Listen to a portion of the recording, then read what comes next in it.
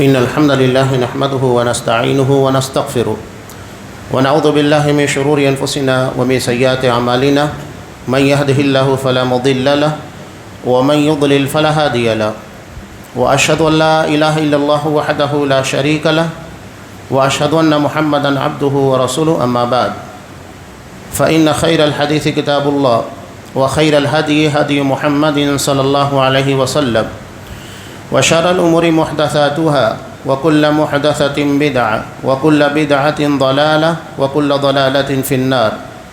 أعوذ بالله السميع العليم من الشيطان الرجيم. بسم الله الرحمن الرحيم. يا أيها الذين آمنوا اتقوا الله حق تقاته ولا تموتن إلا وأنتم مسلمون. يا أيها الناس اتقوا ربكم الذي خلقكم من نفس واحدة وخلق منها زوجها وبث منهما رجالا كثيرا ونساء واتقوا الله الذي تساءلون به والأرحام إن الله كان عليكم رقيبا. يا أيها الذين آمنوا اتقوا الله وقولوا قولا سديدا يصلح لكم أعمالكم ويغفر لكم ذنوبكم ومن يطع الله ورسوله فقد فاز فوزا عظيما. وقال والله يدعو إلى دار السلام ويهدي من يشاء إلى صراط مستقيم. وعن أبي سعيد وعن أبي هريرة رضي الله تعالى عنهما عن النبي صلى الله عليه وسلم قال ينادي مناد إن لكم أن تحيوا فلا تموتوا أبدا وإن لكم أن تنعموا فلا تبأسوا أبدا وإن لكم أن تشبوا فلا تحرموا أبدا. فذلك قوله تعالى وتلك الجنة التي أورثتموها بما كنتم تعملون. رواه مسلم. وقال من قام ليلة القدر إيمانا واحتسابا غفر له ما تقدم من ذنبه. رواہ البخاری. تمام قسم کی تعریفات اللہ رب العالمین وحدہ لا شریک کے لائق و زیبا ہیں جو ساری کائنات کا تنہا خالق و مالک ہے، اور بے شمار درود و سلام ہوں اللہ کے آخری نبی جناب کریم محمد رسول اللہ صلی اللہ علیہ وسلم کی ذات مقدسہ پر. محترم حاضرین، عزیز ماں اور بہنوں، سورہ یونس کی ایک آیت میں نے آپ کے سامنے تلاوت کی. اللہ ارشاد فرماتا ہے واللہ یدعو الی دار السلام، اللہ دار السلام کی طرف تمہیں بلاتا ہے، دعوت دیتا ہے. وَيَهْدِي مَن يَشَاءُ إِلَى صِرَاطٍ مُسْتَقِيمٍ، اور جسے چاہتا ہے صراط مستقیم سیدھے راستے کی توفیق دیتا ہے، ہدایت دیتا ہے. دار السلام سے مراد کیا ہے؟ دار السلام جنت کا ایک نام ہے، اس لیے کہ جنت سلامتی کا ٹھکانہ ہے. انسان دنیا میں جن تکالیف اور جن فکر اور خیالات کے بارے میں پریشان ہوتا ہے، جنت دراصل ان تمام چیزوں سے آزاد دنیا ہے. اہل جنت جب جنت میں جانے کے بعد اللہ کی عظیم الشان نعمت کو دیکھیں گے تو سب سے پہلا خیال جو ان کے ذہن و دماغ کے اندر آئے گا کہ کہیں ایسا تو نہیں کہ یہ نعمت ایک دن فنا ہو جائے، ختم ہو جائے. دنیا کی نعمتیں بھی ہیں، انسان کو ہمیشہ میسر نہیں ہوتی، تو انہیں اس فکر سے آزاد کر دیا جائے گا کہ یہاں کبھی فنا نہیں ہے، بلکہ موت کو مینڈے کی شکل میں لا کر جنت و جہنم کے درمیان ذبح کر دیا جائے گا. اس کا مطلب یہ ہے کہ اب کسی کو موت آنے والی نہیں، نہ جہنمیوں کو اور نہ جنتیوں کو. یہ جہنمیوں کے لیے تو بہت دکھ کی بات ہوگی کہ اب اس عذاب اور دکھ بھری دنیا کے اندر ہمیں کبھی موت آنے والی نہیں. وہیں اہل جنت کے لیے بہت بڑی خوشخبری ہوگی کہ اللہ نے ہمیں جو نعمتیں عطا کی ہے یہ کبھی چھننے والی نہیں ہے، موت اسے نہیں چھین سکتی. ٹھیک ہے، انسان اگر اسے ہمیشہ کی زندگی مل جائے لیکن اس کے جسم پہ عوارض آتے رہتے ہیں، کبھی بیماری ہے، کبھی غم ہے، یہ انسانی زندگی کی وہ باتیں ہیں جو اس سے انسان پریشان ہوتا ہے. چنانچہ وہاں ان تمام چیزوں سے بھی آزاد زندگی ہوگی. وہ زندگی کیسی ہوگی؟ ان کو کہا جائے گا کہ یہاں تم ہمیشہ صحت مند رہو گے، کبھی بیمار نہیں ہوگے۔ اس کے بعد ٹھیک ہے انسانی زندگی ہے، انسانی زندگی کے پر جوانی ہے، بڑھاپا ہے، تو اس فکر سے بھی وہ زندگی آزاد ہوگی۔ انہیں کہا جائے گا ان تشبوا فلا تحرموا ابدا، کہ یہاں ہمیشہ جوان رہو گے، کبھی بڑھاپا آنے والا نہیں۔ اب بولیے کہ اللہ نے جو جنت عطا کی وہ زندگی دارالسلام کہلانے کی حقیقت میں مستحق ہے، کہ انسان جن فکر اور خیالات کے بارے میں حیران و پریشان ہے، جنت کی زندگی کو ان تمام چیزوں سے مستثنی کر دیا گیا ہے، اس بنیاد کے پر اسے دارالسلام کہا جاتا ہے۔ اسی لیے نبی کریم صلی اللہ علیہ وسلم نے کہا کہ جب اہل جنت میں چلے جائیں گے تو پھر ایک ندا دینے والا انہیں آواز دے گا کہ اللہ نے جو نعمتیں تمہیں عطا کی ہیں اس میں ہمیشہ رہو، کبھی یہ نعمتیں تم سے چھینی نہیں جائے گی، یہاں ہمیشہ جوان رہو گے، کبھی بڑھاپا آنے والا نہیں، یہاں ہمیشہ صحت مند رہو گے، یہاں کبھی بیمار پڑنے والے نہیں، وہ تمام فکر اور خیالات سے آزاد زندگی ہوگی۔ اسی لیے اللہ نے اسے دارالسلام کا خطاب دیا، سلامتی کا ٹھکانہ، سلامتی کا گھر۔ اب اللہ یہاں اس کی طرف لوگوں کو دعوت دے رہا ہے، بلا رہا ہے۔ یہ دعوت نبی کریم صلی اللہ علیہ وسلم کے ذریعے اور قرآن کے پیغامات کی شکل میں امت تک پہنچا دی گئی ہے، لہذا اس دارالسلام کی طرف بڑھنا یہ ہر مسلمان کی ذمہ داری، بلکہ مسلمان کیا دنیا کے تمام انسانوں کی۔ جنت میں تمام لوگوں کا ٹھکانہ ہے۔ اللہ کے رسول صلی اللہ علیہ وسلم نے کہا کہ اسی ضمن میں اللہ کا یہ قول ہے وَتِلْكَ الْجَنَّةُ الَّتِي أُورِثْتُمُوهَا بِمَا كُنْتُمْ تَعْمَلُونَ، یہ جنت تمہیں تمہارے اعمال کے بدلے میراث میں عطا کی گئی ہے۔ آپ صلی اللہ علیہ وسلم نے کہا کہ جنت کے اندر تمام لوگوں کا ٹھکانہ ہے۔ حضرت آدم علیہ السلام کی اولاد پوری دنیا کے انسان ہیں، چاہے کافر ہوں مشرک ہوں، تمام لوگوں کے لیے میراث رکھی گئی ہے۔ لیکن وہاں جنت میں اہل شرک، کفار اور مشرکین یہ اپنی بدعقیدگی کی بنیاد کے پر، بدعمالی کی بنیاد کے پر اس سے محروم ہو جائیں گے۔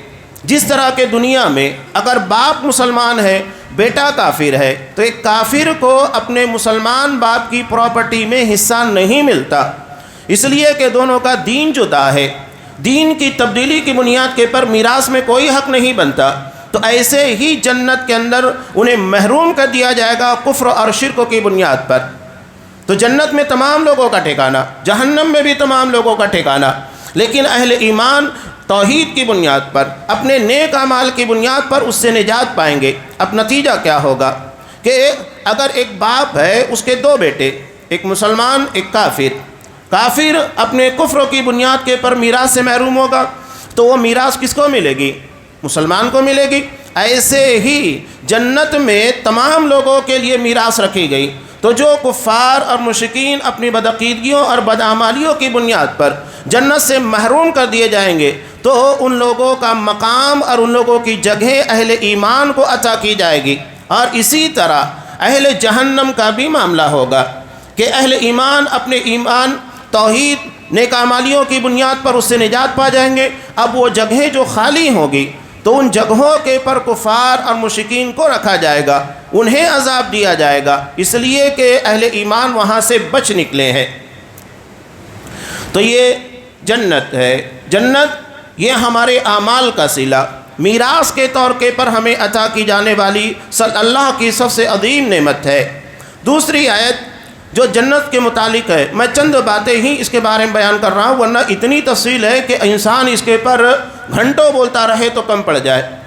سورہ زخرف میں اللہ تبارک و تعالیٰ نے جنت کے تعلق سے ایک ایسی بات بیان کی جو انسان کے ذہن و دماغ کے اندر آنے والے تمام خیالات یا تمام سوالات کا بہترین جواب ہے۔ اللہ نے جنت سے متعلق ارشاد فرمایا وَفِيهَا مَا تَشْتَهِيهِ الْأَنفُسُ، کہ جنت میں وہ تمام نعمتیں ہیں جو انسان چاہتا ہے، جو جی چاہتا ہے، نفس میں جن ساری چیزوں کے بارے میں امیدیں اور آرزویں پیدا ہوتی ہے۔ وَتَلَذُّ الْأَعْيُنِ، اور نگاہوں کو لذت عطا کرنے والی چیزیں۔ وَأَنْتُمْ فِيهَا خَالِدُونَ، اور جنت میں تم ہمیشہ رہو گے۔ یہ تینوں باتیں جو اللہ نے بیان کی ہے جنت سے متعلق ہے۔ سب سے پہلی بات، انسان اپنی خواہشات کے بارے میں سوچتا ہے۔ غالب نے کہا تھا ہزاروں خواہشیں ایسی کہ ہر خواہش پہ دم نکلے، بہت نکلے میرے ارماں لیکن پھر بھی کم نکلے۔ دنیا انسان کی خواہشات کے پورا کرنے کی جگہ نہیں ہے، یہ اعمال کی جگہ ہے۔ خواہشات کے پورا کرنے کی جگہ جنت ہے۔ یہاں ایک بات ہمیشہ یاد رکھیے کہ ہمیں کسی ایک جگہ من چاہی زندگی گزارنا ہوگا، یعنی جس طرح ہمارا جی چاہتا ہے، یا تو دنیا میں یا تو آخرت میں۔ اگر ہم اپنی دنیا کو رب چاہی بنا لے، جیسا اللہ چاہتا ہے، جیسا اللہ کا آرڈر، اللہ کے احکامات ہے، تو ہماری آخرت من چاہی ہوگی، جیسا ہمارا جی، ہمارا نفس چاہتا ہے۔ لیکن اگر ہم نے دنیا کو من چاہی بنایا، جیسا جی چاہ رہا ہے ویسے زندگی گزار رہے ہیں، تو یاد رکھیے گا آخرت رب چاہی ہوگی، جیسا رب چاہتا ہے ویسی ملنے والی ہے، وہ من چاہی نہیں ہوگی۔ کوئی ایک جہان آپ کے لیے من چاہا ہوگا، ہر جگہ آپ کو اپنی چاہت کے مطابق زندگی گزارنے کا موقع نہیں دیا جائے گا۔ لہذا اس دنیا کو رب چاہی بنائیے، جیسا اللہ چاہتا ہے، تو آخرت انشاءاللہ ہمارے لیے رب من چاہی ہوگی، جیسا ہمارا جی چاہتا ہے۔ وَفِيهَا مَا تَشْتَهِيهِ الْأَنفُسُ۔ انسانی زندگی میں دو بڑی خواہشات، ایک انسان کھانے کی لذتوں کے پیچھے بھاگتا ہے، اور دوسری اللہ نے اس کے لیے عورت کی شکل میں بہت بڑی نعمت اور لذت رکھی ہے۔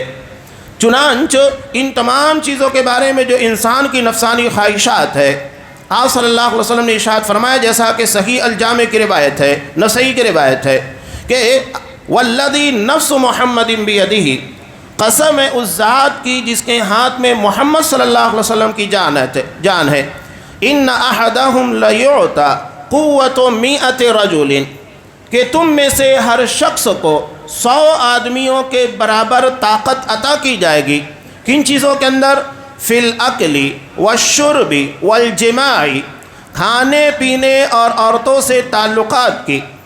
ایک جنتی کو 100 آدمیوں کے برابر، 100 آدمیوں کے برابر کھانا کھائے گا، 100 آدمیوں کے برابر اسے جماع کی طاقت ہوگی۔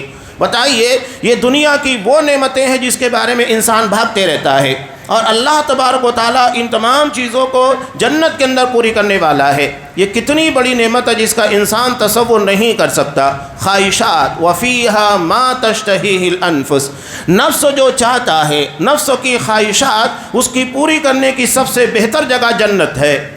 اور انسان جب 100 آدمیوں کے برابر کھانا کھائے تو ایسا نہیں ہے کہ دنیا کی طرح بدہضمی ہو، بلکہ جنت دار السلام ہے۔ دنیا کی طرح انسان کو کسی قسم کی تکلیف کا، پریشانی کا سامنا نہیں کرنا ہوگا کہ انسان دنیا میں زیادہ کھا لے بدہضمی ہو جائے۔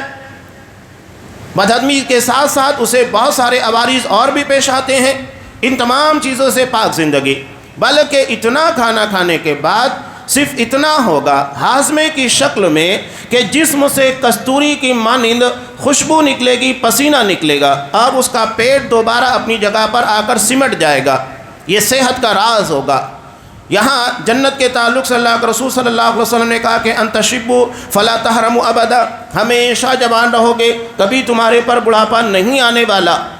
صحیح ابن حبان کی روایت ہے کہ اہل جنت کی عمر 33 سال 33 ایئرس، جو جوانی کی بالکل بھرپور عمر ہوتی ہے، اسی جگہ کے پر ان کی عمریں رکی بھی ہوگی۔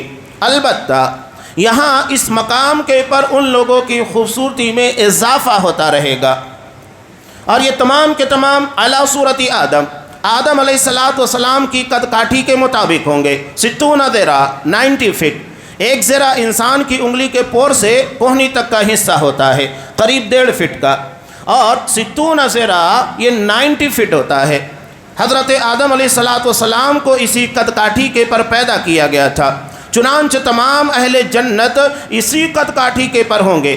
البتہ ان لوگوں کی صورتیں جدا ہوگی۔ ہاں، مقام اور مرتبے کے اعتبار سے اہل جنت میں بہت فرق ہوگا، لیکن دنیا کی طرح نہیں کہ انسان اگر کسی کو نعمت کے اندر دیکھے تو اس کے دلوں کے اندر کسی طریقے سے جلن پیدا ہو، یا اس کے تعلق سے ایسے خیالات ہو کہ اللہ نے مجھے کیوں نہیں عطا کیا، اسے کیوں عطا کیا۔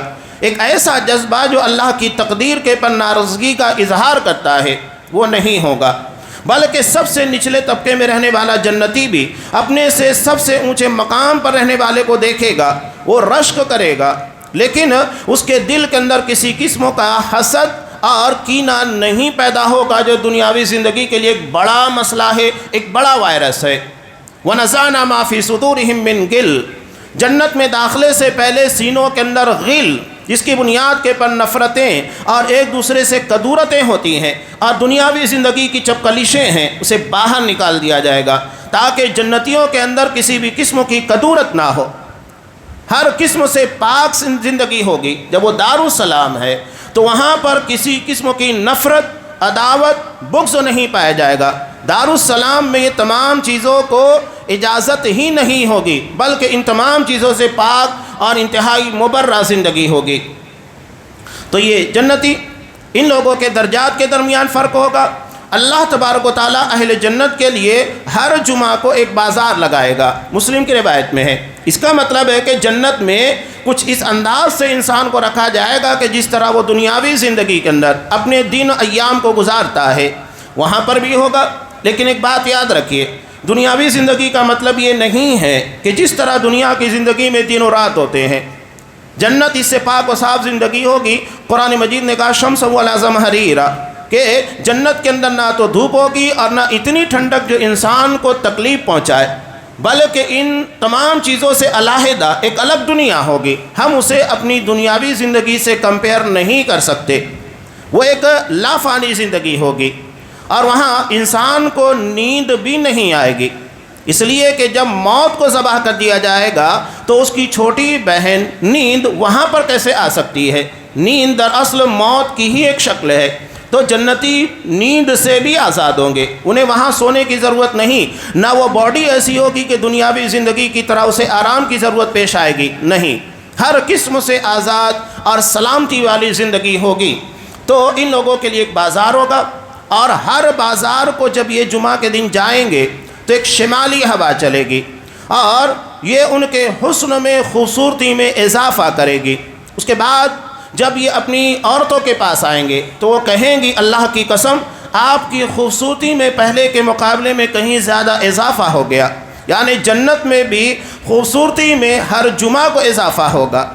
اب یہ لافانی زندگی، اسی سے معلوم ہوتا ہے اللہ تبارک و تعالیٰ کی قدرت کاملہ، کہ اللہ ہر چیز کے پر قدرت رکھتا ہے۔ انسان تو دنیا میں تصور نہیں کر سکتا کہ ہماری زندگی میں ہر جمعہ کو حسن کے اندر اضافہ ہو، بلکہ انسانی زندگی تو ڈھلتی جاتی ہے، عمر جیسے بڑھتی جاتی ہے اس کی زندگی کے اندر آپ دیکھیے گا اس میں ہلال طاری ہوتا ہے، کمزوری طاری ہوتی ہے، اس کے حسن، اس کی خوبصورتی کے پر اثرات پڑتے ہیں۔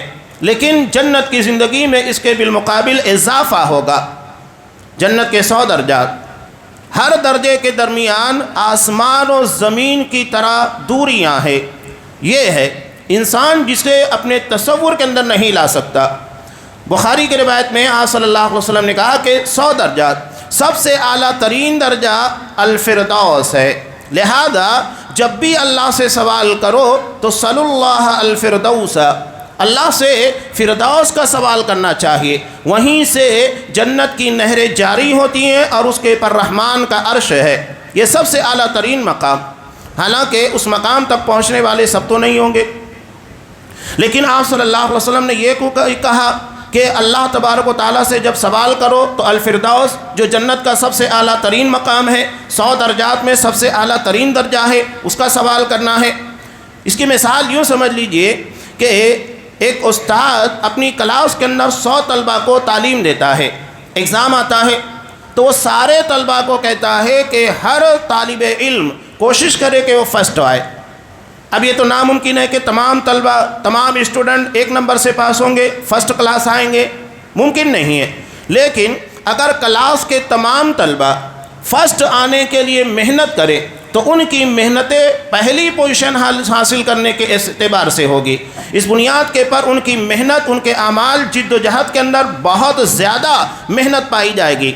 نتیجہ تو یہ ہوگا کہ ٹھیک ہے کہ ہر کوئی پہلا نہیں آ سکتا، لیکن وہ لوگ اپنی زیادہ محنتوں کے بلبوتے پر آگے سے اعلیٰ ترین مقام حاصل کرنے کی کوشش کر سکتے ہیں۔ تو یہاں آپ صلی اللہ علیہ وسلم نے صرف جنت کا داخلہ نہیں بلکہ جنت کے اعلیٰ ترین مقام کے بارے میں کہا کہ ہمارا ٹارگیٹ یہ ہونا چاہیے کہ ہم سب سے پہلی پوزیشن کے پر آئے، اس کے لیے محنت اور جد و جہد ہونی چاہیے۔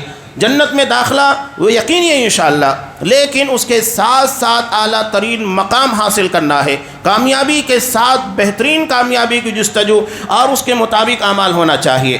حالانکہ آخری جنتی جو ہوگا، انسان اس کے بارے میں ہی نبی کی حدیث سن لے تو دنگ رہ جائے کہ اللہ نے ایسی نعمتیں انسانوں کے لیے تیار رکھی ہیں کہ جو ہمارے تصور کے مابرا۔ اسی لیے تو اللہ کے رسول نے کہا ما لا عین رأت ولا اذن سمعت ولا خطر علی قلب بشر۔ جنت اللہ کی وہ نعمت، وہ انعام ہے کہ جس کے بارے میں انسان تصور نہیں کر سکتا، نگاہوں نے اس جیسا حسین منظر نہیں دیکھا، اور نہ ہی اس کے بارے میں کوئی ایسا بیان سنا جو جنت کی مکمل حقیقت کو بیان کر سکتا ہے، اور نہ انسان اپنے خیالات کی دنیا میں اس کا تصور قائم کر سکتا ہے۔ یہ تمام چیزوں سے پرے اور اعلیٰ ترین زندگی ہے۔ مسلم کی روایت میں ہے، جہاں جنت اور اس کی نعمتوں کے بارے میں بہت ساری روایات کو انہوں نے ذکر کیا ہے۔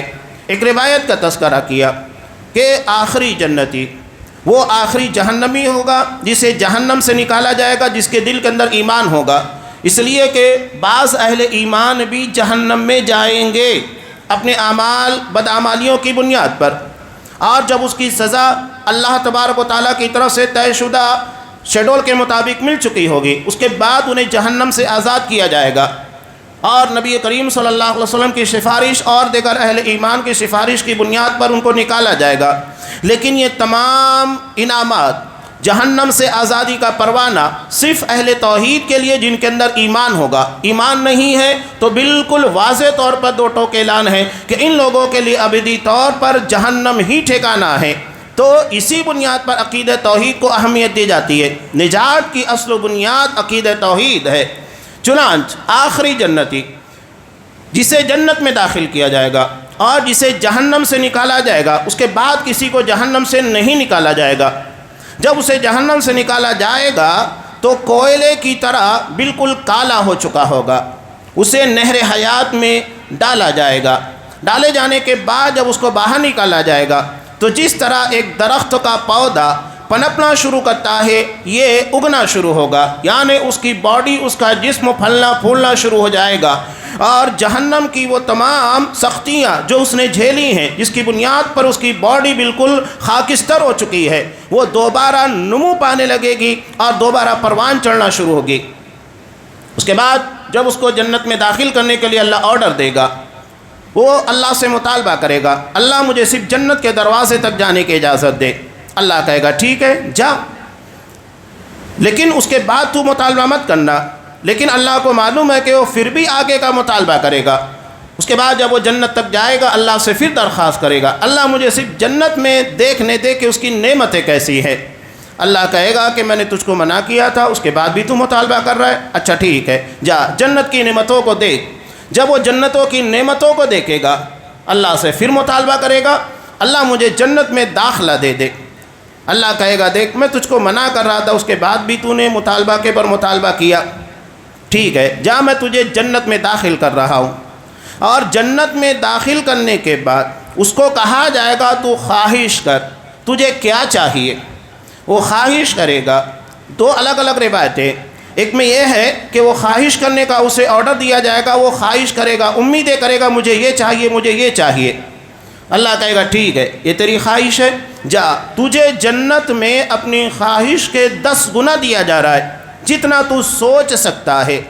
اور دوسری روایت میں ہے کہ تجھے دنیا کے 10 پٹ جگہ عطا کی جا رہی ہے۔ ایک اور روایت میں ہے کہ جس طرح دنیا میں ایک بادشاہ ہوتا ہے، اس بادشاہ کے 10 پٹ تجھے جنت کے اندر جگہ عطا کی جا رہی ہے۔ وہ کہے گا بس اللہ میں راضی ہو گیا۔ یہ آخری جنتی ہے۔ بتائیے انسان اگر دنیا میں تگ و دو کرے، کیا کوئی شخص دنیا کی محنتیں کرنے کے بعد کیا اس پورے شہر ہاسپیٹ کو خرید سکتا ہے؟ نہیں خرید سکتا۔ چلیے اگر خرید بھی لے تو یہ ایک شہر ہے، وہاں تو آخری جنتی کے بارے میں یہ کہا جا رہا ہے کہ دنیا کے بادشاہ، ایک بادشاہ کی مملکت، اس کی اسٹیٹ کتنی وسیع ہوتی ہے، اس کے 10 پٹ اسے جنت کے اندر جگہ عطا کی جائے گی۔ یہ آخری جنتی ہوگا۔ اب بتائیے، دنیا میں تو ہم محنت کر کے حاصل نہیں کر سکتے، اور اگر ہم نے دنیا کے اندر پراپرٹی بنا بھی لی تو کیا وہ ہمیشہ کی ہوگی؟ نہیں، وہ تو ہمارے مرنے کے بعد ہمارے ورثہ کے درمیان تقسیم ہو جانے والی ہے، اور دنیا کی نعمتیں ملنے کے بعد بھی ہم اس سے پورا فائدہ نہیں اٹھا پاتے۔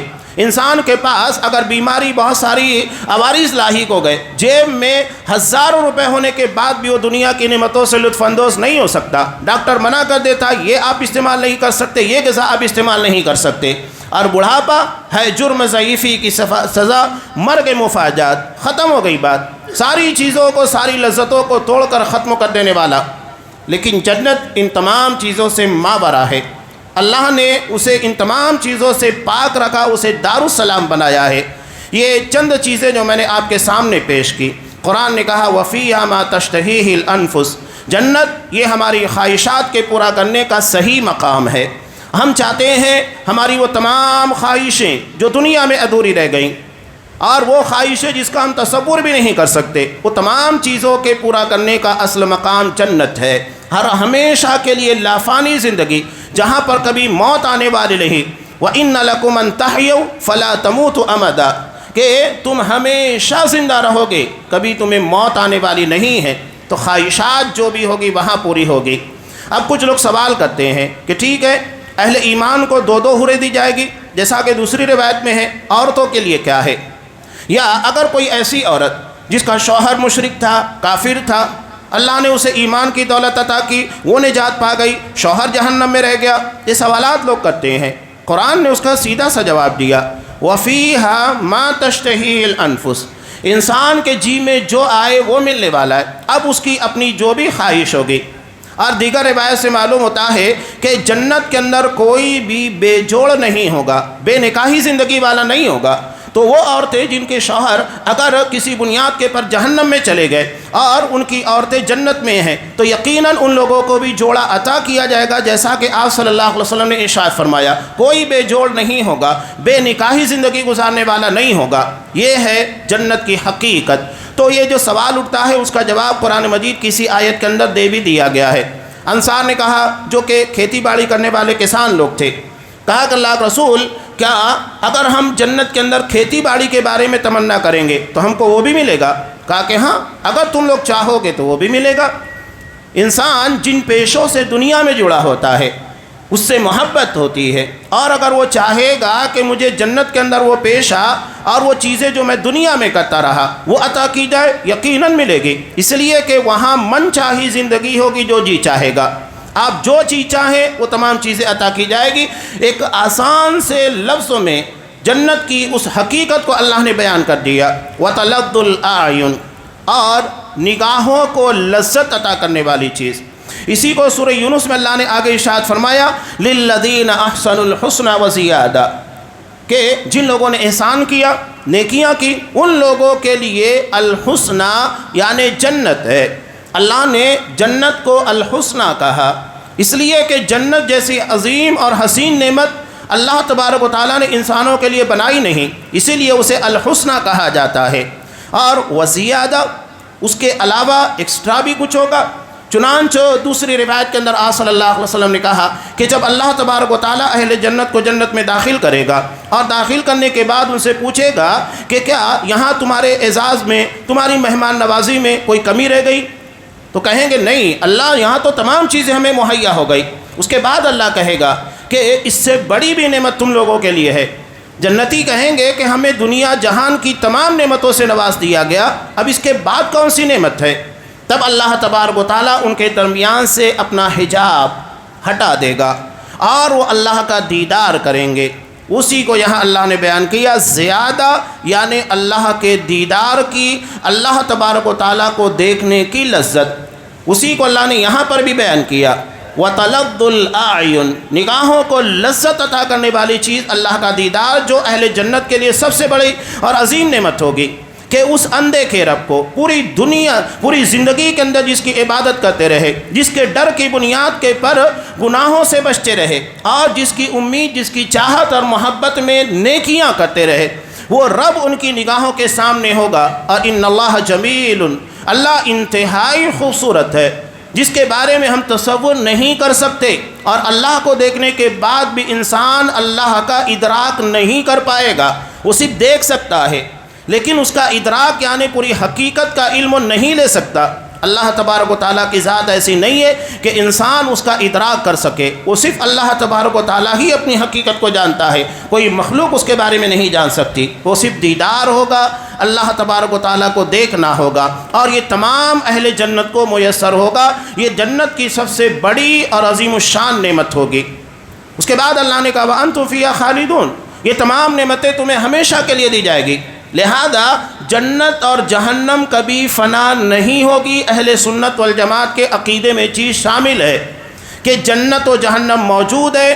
موجود ہونے کے بعد جب ان لوگوں کو جو اہل جہنم ہے جہنم میں، اہل جنت ہے جنت میں داخل کیا جائے گا، اس کے بعد نہ جہنم کبھی فنا ہوگی اور نہ جنت کبھی فنا ہونے والی ہے۔ ایسا نہیں ہے کہ اس کی ایک مدت ہو، بلکہ وہاں سے ایک لافانی ہمیشہ والی زندگی کا آغاز ہوگا۔ اب یہاں یہ چند باتیں جو میں نے آپ کے سامنے پیش کی کہ اللہ نے اتنی عظیم نعمت ہمارے لیے تیار کی، کس بنیاد پر؟ بما کنتم تعملون، ہمارے اعمال کی بنیاد پر۔ اب ہمارے لیے ایک سنہرا موقع اللہ نے عمل کی شکلوں میں دیا۔ اب یہاں ایک بات اور یاد رکھیے، اس جنت کے لیے اللہ نے سفارش بھی رکھی ہے۔ جو اللہ اہل جنت کے لیے اللہ کی بارگاہ میں سفارش کریں گے، اور سب سے مضبوط سفارشی ہوگا قرآن مجید۔ سورہ مسلم کی روایت میں ہے، اللہ کے رسول صلی اللہ علیہ وسلم نے ارشاد فرمایا اقرأوا القرآن فإنه يأتي يوم القیامة شفیعا لأصحابہ، قرآن مجید پڑھو اس لیے کہ یہ قیامت کے دن تمہارا سفارشی ہوگا، بیرسٹر ہوگا، تمہارا وکیل ہوگا جو اللہ کی بارگاہ میں تمہارے لیے سفارش کرے گا۔ اب بتائیے کہ اگر ہم نے قرآن کو پڑھا نہیں، قرآن کو سنا نہیں، قرآن کو سمجھا نہیں اور اس کے مطابق عمل نہیں کیا، تو کیا یہ قرآن ہمارے لیے سفارشی ہوگا؟ پیچھے بھی میں نے کہا بہت بڑی بد نصیبی کے لوگ قرآن مجید کی تلاوت سے محروم ہے۔ آج ہمارے لیے فضول گپ شپ کرنے کے موقع ہیں، گھنٹوں بیٹھ کر باتیں کریں گے، لیکن توفیق نہیں ہوتی ہے کہ مصحف اٹھا کر اسے اپنے ہاتھوں میں لے کر اللہ کے کلام کو پڑھ سکے، اس کی تلاوت کر سکے۔ قرآن مجید پڑھنا تلاوت ہے، آپ اسے پڑھ رہے ہیں، تلاوت ہے، عبادت ہے۔ یہ نہیں کہ قرآن کے بارے کو صرف تدبر کرنا ہے۔ بعض لوگ تلاوت کی اہمیت کو گھٹانے کے لیے تدبر کو اہمیت دیتے ہیں۔ قرآن نبی کے بارے میں کیا کہتا ہے؟ یتلو علیہم آیاتہ، وہ قرآن کی آیتوں کی تلاوت کرتا ہے، ویزکیہم، اور ان کے نفس کا تزکیہ کرتا ہے، گناہوں سے پاک و صاف کرتا ہے، بدعقیدگیوں کو دور کرتا ہے۔ وَيُعَلِّمُهُمُ الْكِتَابَ وَالْحِکْمَةَ، اور انہیں کتاب و حکمت یعنی قرآن و حدیث کی تعلیم دیتا ہے، اسے سمجھاتا ہے۔ تو پہلے قرآن نے تلاوت کا تذکرہ کیا اور اس کے بعد تعلیم کا تذکرہ۔ یہ نہیں کہ آپ تدبر کے نام پر قرآن مجید کی تلاوت کو حذف کر دیں۔ آپ صلی اللہ علیہ وسلم نے کہا، ترمذی کی روایت، کہ ایک حرف کے بعد 10 نیکیاں ملتی ہیں۔ الف لام میم 3 حرف ہے، اور 3 حرفوں کی بنیاد پر 30 نیکیاں ملتی ہے، یہ محض تلاوت کی بنیاد پر۔ قرآن مجید اگر آپ کو پڑھنا نہیں آتا، روانی کے ساتھ نہیں پڑھ سکتے، اور اگر آپ اٹک اٹک کے پڑھتے ہیں، آپ کو دوہرا اجر دیا جاتا ہے۔ یہ تلاوت کی بنیاد کے پر ملنے والی فضیلتیں ہیں۔ تلاوت اپنی جگہ کے پر ایک مستقل عبادت ہے، لہذا اس کی تلاوت کا اہتمام ہونا چاہیے اور اس کے ساتھ ساتھ تدبر ہونا چاہیے، اور ہم ایک وقت نکالیں جس میں قرآن مجید کے ترجمہ اور تفسیر کو، اور جہاں قرآن مجید کے درس کا اہتمام ہوتا ہے، سلفی بنیادوں کے پر تفاسیر کا اہتمام ہوتا ہے، جو علماء بیان کرتے ہیں ان کی تفاسیر کو، ان کے دروس کو سننا۔ یہ ہے اصل میں قرآن مجید کی تلاوت، اس کے معنی اور مفاہیم کے پر تدبر، اور پھر مکمل طریقے سے کوشش کرنا کہ اللہ کے اس حکم کی تعمیل ہو سکے جو اللہ نے قرآن مجید کے اندر دیا ہے۔ تو اگر ہم نے قرآن مجید کے حقوق نہیں ادا کیے تو بتائیے کیا یہ قرآن ہمارے لیے سفارشی ہوگا؟ نہیں ہوگا۔ جب ہم اس کے حقوق کو ادا کریں گے تب یہ ہماری سفارش کرے گا، بغیر حقوق کی ادائیگی کے قرآن ہمارا سفارشی نہیں ہوگا۔ لہذا اپنے اس سفارشی کے حق کو ادا کرنے کی کوشش کیجیے گا۔ اس کے بعد قرآن مجید جس رات میں نازل ہوا، جسے لیلۃ القدر سے تعبیر کیا گیا، 1000 مہینوں سے بہتر، علامہ ابن تیمیہ کہتے ہیں کہ 1000 مہینوں سے بہتر عبادت ہے۔ وہ رات تو سب کو نصیب ہوتی ہے، کفار اور مشرکین بھی اس رات کو پاتے ہیں، تو کیا کفار اور مشرکین کو بھی اس کا ثواب ملے گا؟ نہیں، اس لیے کہ وہ تو مانتے نہیں، پاتے ہیں، مانتے نہیں ہیں، اور نہ اس کے اندر عبادت کرتے ہیں۔ تو اللہ کے رسول نے کہا من قام لیلۃ القدر، جو لیلۃ القدر میں قیام کرتا ہے، تہجد ادا کرتا ہے، تراویح پڑھتا ہے، قیام کرتا ہے، قرآن مجید پڑھتا ہے، قیام میں تمام چیزیں آتی ہے، تو ایمان اور نیکی کی امید پر غفر لہ ما تقدم من ذنبہ، اس کے سابقہ گناہوں کو بخش دیا جاتا ہے جو صغیرہ ہوتے ہیں، اس لیے کہ کبیرہ کے لیے الگ سے توبہ استغفار کا اہتمام لازم ہے۔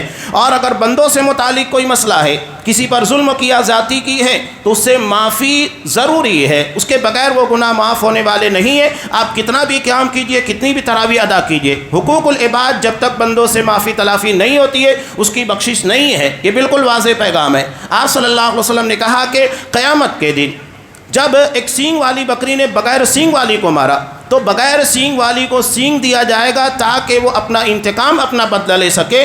تو لاشعور جانوروں کے ساتھ یہ عدل و انصاف، تو سمجھدار انسانوں کا کیا ہوگا؟ ہر کوئی اس کے بارے میں غور کرے۔ نیز آپ صلی اللہ علیہ وسلم نے اپنی وفات سے چند روز قبل اپنے آپ کو ممبر کے پر پیش کیا اور کہا کہ اگر میں نے کسی کا کچھ لیا ہے، کچھ قرض باقی ہے، یا کسی کے پر کوئی ظلم اور زیادتی ہو گئی ہے، تو آج وہ اپنا انتقام، اپنا بدلہ لے لے۔ ایک نبی اپنے آپ کو پیش کر رہا ہے کہ حقوق العباد میں نبی کو بھی نہیں بخشا جائے گا، تو پھر عام انسانوں کی بساط کیا ہے؟ وہ کیسے اللہ کے ہاں پر بچ پائیں گے؟ اگر کوئی یہ سمجھتا ہے کہ انسانوں کے پر کیے گئے مظالم کا مداوع توبہ استغفار کی شکل میں ہے، تو نہیں، بلکہ اس کے لیے انسانوں سے معافی تلافی ہے۔ توبہ استغفار اللہ سے ہونے والی خطا، اللہ تبارک و تعالیٰ کے حقوق میں کوتاہیوں کے لیے، بندوں سے نہیں۔ بندوں کے لیے جب تک معافی تلافی وہ نہیں کرتا ہے، اس کے لیے بخشش کا کوئی راہ، کوئی سبیل ہم کو نہیں ملنے والی ہے۔ لہذا اس بات کا اہتمام کیا جائے۔ تو لیلۃ القدر عبادت کی بنیاد پر ہے، اور افسوس کے ساتھ کہنا پڑتا ہے اتنی عظیم رات، پتہ نہیں یہ رات آج ہم کو مل رہی ہے، کل نہ ملے، کہ 83 سال 4 مہینے کی عبادت کے برابر ایک رات کو قرار دیا گیا، حالانکہ کسی کی عمر اتنی نہیں ہوتی ہے عمومی طور پر۔ اتنی بڑی نعمت اللہ نے ہم کو عطا کی اور ہم اس کی قدر نہ کریں، جسے خود لیلۃ القدر کہا گیا، قدر والی، تعظیم والی۔ ایک اعتبار سے قدر کا مطلب ہوتا ہے تنگی، یعنی اتنے فرشتے اترتے ہیں کہ روئے زمین تنگ ہو جاتی ہے۔ تنزل الملائکۃ والروح، فرشتے اترتے ہیں، حضرت جبرائیل کا نزول ہوتا ہے، اور ان کے نزول کی وجہ سے زمین تنگ ہو جاتی ہے۔ قدر کا ایک مطلب تقدیر ہے کہ پورے سال کی تقدیر کو فرشتوں کے حوالے، جو کہ مدبر کائنات ہوتے، ان کے حوالے کر دیا جاتا ہے۔ اس میں رزق ہے، موت ہے، یہاں تک کہ حضرت عبداللہ ابن عباس رضی اللہ تعالیٰ عنہ کہتے ہیں کون حج کرنے والا ہے اس کا نام ماولدیت لکھا ہوتا ہے، یہ اس سال حج کرنے والا ہے۔ پوری تقدیر سال بھر کی حوالے کی جاتی ہے، تو اس میں ہمارے لیے سلامتی ہو، اس کے لیے ہم کیوں نہ عبادتیں کریں، اپنے روٹھے ہوئے رب کو منانے کی کوشش کیوں نہ کریں۔ اتنی عظیم رات جو ہم کو عطا کی جا رہی ہے، جسے طاق راتوں میں تلاش کرنے کا حکم، اللہ کے رسول صلی اللہ علیہ وسلم خود کمر بستہ ہوتے، آخری عشرے میں جتنی محنت کرتے بقیہ 2 عشروں میں نہیں کیا کرتے۔ اس کا مطلب یہ ہے کہ ہم نے 2 عشروں کے اندر جو محنت کی ہے اس سے کہیں زیادہ بڑھ کر اس آخری عشرے میں محنت کرنا ہوگا، اس کے بالمقابل کہیں زیادہ پورا عشرہ۔ طاق رات میں تو عبادت ہے ہی، لیکن جفت راتوں کا مطلب یہ نہیں ہے کہ ہم عبادت سے آزاد ہو جائے، اس میں بھی عبادت ہے، اس لیے کہ آخری عشرہ پورا عبادت کا ہوتا ہے۔ طاق راتیں دراصل لیلۃ القدر کی تلاش کے لیے، لیکن آخری عشرہ مکمل طور کے پر جد و جہد کا، زیادہ سے زیادہ عبادت اور اللہ سے اپنے تعلق کو مضبوط کرنے کا ہوتا ہے۔ لیلۃ القدر کی عبادت حقیقت میں انفرادی عبادت ہے۔ آپ اسے فضول قسموں کی بحثوں کے اندر یا اور دیگر کاموں میں ضائع مت کیجیے گا۔ اللہ نے اسے قدر والی، تعظیم والی رات بنایا ہے، اس کی عزت کیجیے، اس کی تعظیم کی، جیسا وہ رسپیکٹ کے قابل ہے۔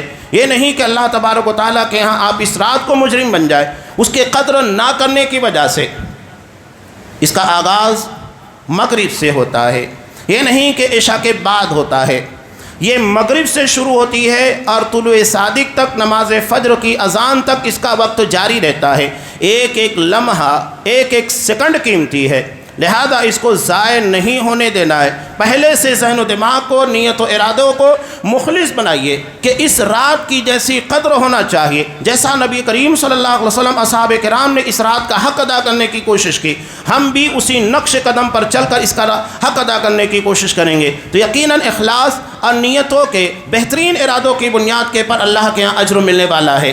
آخر میں یہ جو چند باتیں میں نے آپ کو بیان کی، حالات حاضرہ کے پر کہوں، جیسا کہ فلسطین کے حالات، خبریں جو آ رہی ہیں بڑی افسوسناک ہے، اور اللہ کے رسول نے کہا کہ مومن، یہ پوری دنیا کے مومن ایک جسم کے مانند ہوتے ہیں۔ ایسے میں اگر کسی جگہ کسی مسلمان کو تکلیف پہنچتی ہے اور اس کے تعلق سے اگر ہمارے سینے کے اندر درد نہیں اٹھتا تو ہم مومن نہیں ہیں۔ یقیناً اہل فلسطین کے تک پہنچنے والی تکالیف، ان سے ہمارے سینوں کے اندر بھی درد اٹھنا چاہیے۔ ہم مومن ہیں، ان کے درد کا احساس کرنا چاہیے۔ روزے کی حالت میں نہتے مسلمانوں کو، معصوم بچوں کو کس قدر بے رحمی سے مارا جا رہا ہے۔ ٹھیک ہے، آج ہمارے پاس نہ کوئی طاقت اور قوت ہے، لیکن اللہ نے ہمارے لیے ایک مضبوط سہارا دعا کی شکل میں رکھا ہے، اور آپ صلی اللہ علیہ وسلم نے کفار اور مشرکین کے لیے اگر مسلمانوں پر کہیں کوئی حادثہ پیش آتا ہے، ان کے پر ظلم اور زیادتی ہوتی ہے، اس کے لیے قنوت نازلہ کا اہتمام کرنے کا حکم دیا۔ آپ کی سنت ہے۔ قنوت نازلہ قنوت وطر کے درمیان فرق ہے۔ قنوت وطر وہ ہے جو ہم وطر کے اندر دعا مانگتے ہیں، اس کی دعا الگ ہے۔ اس کے بعد قنوت نازلہ مسلمانوں کے پر پیش آنے والے حادثے یا ان کے پر آنے والی مصیبت، اس کے لیے دعا ہوتی ہے۔ کفار کے حق میں بد دعا ہوتی ہے، مسلمانوں کے حق میں دعا کی جاتی ہے۔ یہ فرض نماز میں رکوع کے بعد، آخری رکعت میں رکوع کے بعد ادا کی جاتی ہے۔ انشاءاللہ آج نماز جمعہ میں دوسری رکعت میں رکوع کے بعد ہم اس قنوت نازلہ کا نبی کریم صلی اللہ علیہ وسلم کی سنت کے مطابق اہتمام کریں گے اور اللہ سے دعا کریں گے کہ پروردگار اہل فلسطین کے لیے تو اپنی مدد اور نصرت نازل فرما۔ پروردگار ہم کمزور ہیں لیکن تو طاقتور ہے، یقیناً ہم عاجز ہیں لیکن تو قادر ہے، اور ان لوگوں کے پر کیا مصیبت کیا پریشانی بیت رہی ہے اللہ تو بہتر جانتا ہے، اور ان کے لیے سدباب کرنا، ان کی مدد کرنا تو اختیار رکھتا ہے۔ پروردگار ان نہتے اور مظلوم مسلمانوں کی مدد فرما جو اس حملے کے اندر شہید ہوئے۔ پروردگار ان کے گناہوں کی بخشش کر، انہیں شہادت کے مقام کے پر فائز کر، ان کے گناہوں کو بخش دے کر ان کے لیے جنت کو، ان کی قبروں کو جنت کی کیاریوں میں سے کیاری بنا دے۔ پروردگار دنیا میں جہاں کہیں مسلمان ہوں، جہاں اغیار کے ظلم اور ستم کا وہ شکار ہو رہے ہیں، ہم بھی کچھ محفوظ نہیں ہیں، ہمارے لیے بھی گہرا تنگ کیا جا رہا ہے۔ پروردگار یہ مشکل زندگی جو اغیار کی سازشوں کی بنیاد کے پر ہمارے لیے بنائی جا رہی ہے، ان مشکلات اور پریشانیوں سے آزاد کر ہمیں ایسا بندہ بننے کی توفیق دے جس کی دعا کے اندر اثر ہو، جس کی دعائیں تو قبول کرتا ہے۔ دعاؤں کے اندر اثر پیدا کر، جو دعائیں مانگی جا رہی ہے پروردگار اسے شرف قبولیت بخش۔ ہماری عبادتیں جو ہم نے کی جس میں یقیناً بہت ساری خامیاں اور غلطیاں ہیں، پروردگار ان خامیوں اور غلطیوں سے نظر انداز کر کے، غلطیوں کو معاف کر کے اسے بہتر سے بہتر اجروں کی شکل میں اپنے یہاں پر رکھ لے، اور ہمیں آخرت میں انعام کے طور پر عطا فرما۔ اور جو مسلمان دنیا میں کہیں بھی حیران و پریشان، جان مال عزت و ناموس کے اعتبار سے ان کی زندگی اجیرن بھی ہے، پروردگار تو ان کی زندگیوں کی جان و مال کی حفاظت فرما۔ جب تک ہمیں دنیا میں رکھ، اسلام کے پر رکھ، اور ہمارا خاتمہ ایمان کے پر فرما۔ آمین۔ بارک اللہ لنا ولکم فی القرآن العظیم ونفعنی وإیاکم بالآیات والذکر الحکیم، انہ تعالی جواد کریم ملک بر رحیم۔